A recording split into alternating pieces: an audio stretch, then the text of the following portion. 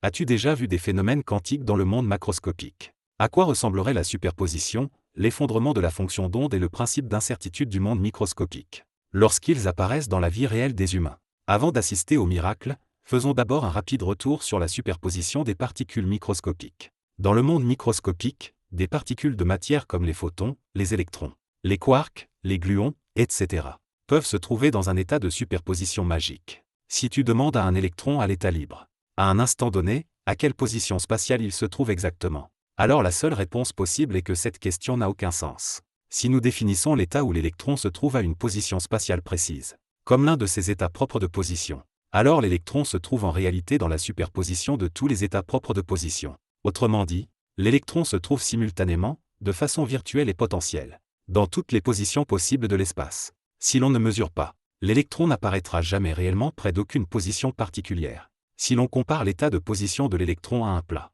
ce serait tout simplement un énorme mélange hétéroclite. Non seulement la position des particules microscopiques peut être en superposition, mais leur quantité de mouvement, leur énergie, la direction de leur spin, etc., le peuvent aussi. Par exemple, à chaque instant, l'électron possède simultanément toutes les valeurs et directions possibles de quantité de mouvement. La superposition de quantité de mouvement est aussi un énorme mélange hétéroclite. Dans notre vie du monde macroscopique, tu verras que tout objet a une position bien déterminée. Téléphone, clé de voiture, tasse de café. À chaque instant, ils sont réellement posés quelque part, dans l'espace tridimensionnel du monde réel.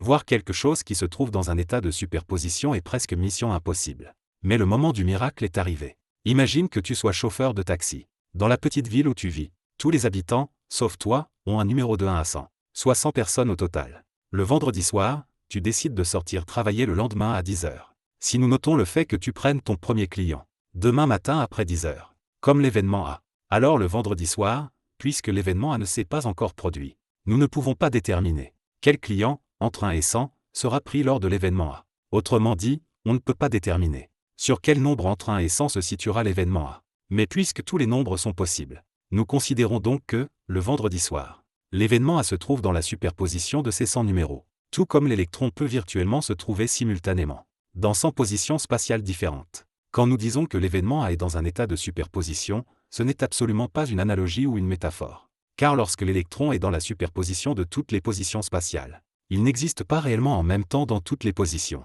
Il manifeste seulement, à chaque position spatiale, une possibilité détectable, autrement dit une probabilité. Autrement dit, si tu utilises un instrument pour détecter la position de l'électron par une interaction forte, en répétant cela un nombre incalculable de fois, la probabilité finale de détecter l'électron à chaque position spatiale correspond exactement à la possibilité d'apparition que l'électron manifeste à chaque position spatiale. La possibilité, ou probabilité, de l'électron existe simultanément dans toutes les positions spatiales, mais il ne peut pas réellement apparaître en même temps dans toutes les positions de l'espace. Par comparaison, nous pouvons constater que, avant qu'il ne se produise, l'événement A ne se produit pas réellement non plus chez un passager numéroté particulier, et qu'il peut effectivement se produire dans le futur chez chacun des passagers numérotés. De plus, chaque passager, en raison de ses habitudes de vie différentes. Certains prennent le taxi plus souvent, d'autres préfèrent le bus. Certains aiment sortir, d'autres sont malades à la maison. Donc la probabilité que l'événement A se produise chez chaque passager numéroté est aussi différente.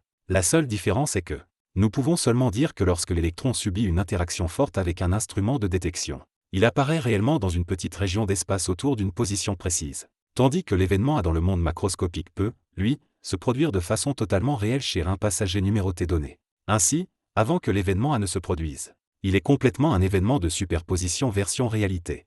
En fait, nous venons justement de parler de l'effondrement de la fonction d'onde. En mécanique quantique, l'état d'une particule est décrit par une fonction complexe, appelée fonction d'onde. Nous disons que lorsqu'une particule n'est pas mesurée ou que les perturbations extérieures sont très faibles, elle se trouve dans un état de superposition. À ce moment-là, la particule se comporte davantage comme une onde. Et la fonction d'onde peut servir à décrire une particule en superposition.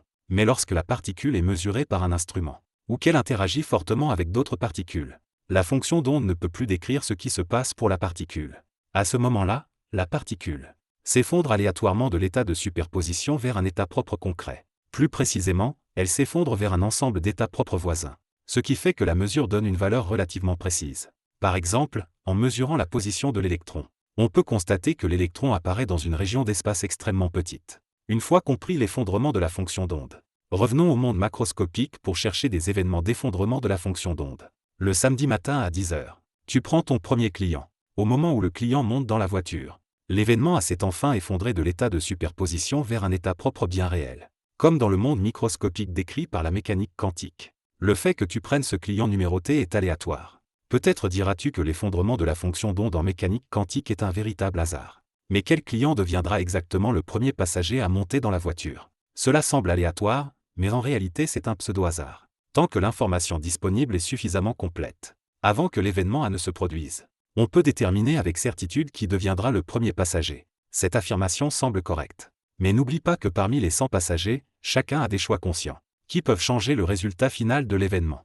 Si nous pouvions prouver que les humains n'ont pas de libre arbitre, alors l'événement pourrait être considéré comme pseudo-aléatoire. Mais la question clé est de savoir si l'être humain possède ou non un libre arbitre totalement indépendant des influences extérieures, et capable de décider de façon autonome, ce qui reste un mystère dans la communauté scientifique. Ainsi, nous pouvons considérer que, après que l'événement s'est réellement produit, il y a effectivement eu dans le monde macroscopique quelque chose de semblable à un effondrement de la fonction d'onde. Avant de continuer à chercher des manifestations macroscopiques du principe d'incertitude, révisons d'abord ce principe fondamental de la mécanique quantique. Lorsque nous essayons d'utiliser des concepts de la physique classique, comme la vitesse et la position, ou l'énergie et le temps, pour décrire les particules du monde microscopique, nous sommes contraints par le principe d'incertitude de Heisenberg.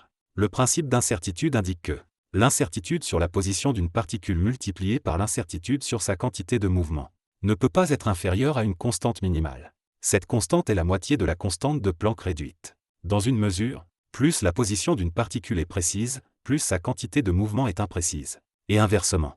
Revenons maintenant à l'événement A. Peu après avoir déposé le premier passager, tu prendras un deuxième passager, puis un troisième. Considérons ce problème sous l'angle du temps. Si nous voulons savoir combien de passagers sont montés au total dans ta voiture, nous devons observer pendant une très longue période. Autrement dit, plus l'incertitude de ta voiture sur la ligne du temps est grande, c'est-à-dire plus la durée d'observation est longue, plus le nombre de passagers montés dans ta voiture se rapprochera du nombre total de passagers que tu as pris durant toute la journée de samedi, et plus le nombre de passagers observés sera précis. D'un autre côté, plus l'incertitude de ta voiture sur la ligne du temps est petite, c'est-à-dire plus la durée d'observation est courte, plus le nombre de passagers dans la voiture s'écartera du nombre total de passagers de la journée, et plus le nombre de passagers observés sera imprécis. Et c'est exactement la version réelle du principe d'incertitude. Tu pourrais demander, pourquoi nous devons simuler le principe d'incertitude de cette façon? Regarde la comparaison suivante et tu comprendras la réponse.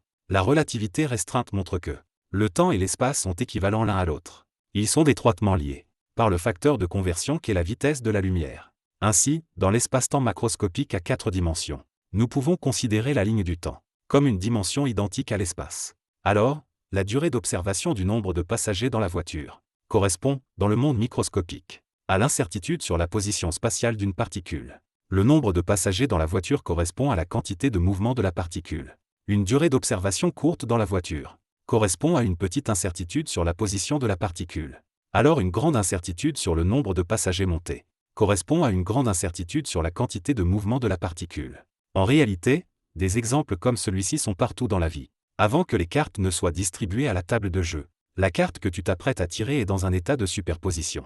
Dans 3 jours, quand la véritable tempête arrivera, l'état de superposition de la météo s'effondrera vers un état déterminé. Plus tu passes de temps à affûter ton couteau, plus il deviendra tranchant. Quels autres phénomènes quantiques macroscopiques peux-tu repérer? Partage-les dans les commentaires. J'espère qu'après avoir regardé cette vidéo, ta compréhension philosophique et qualitative de la mécanique quantique s'élèvera à un tout nouveau niveau. À la prochaine, salut!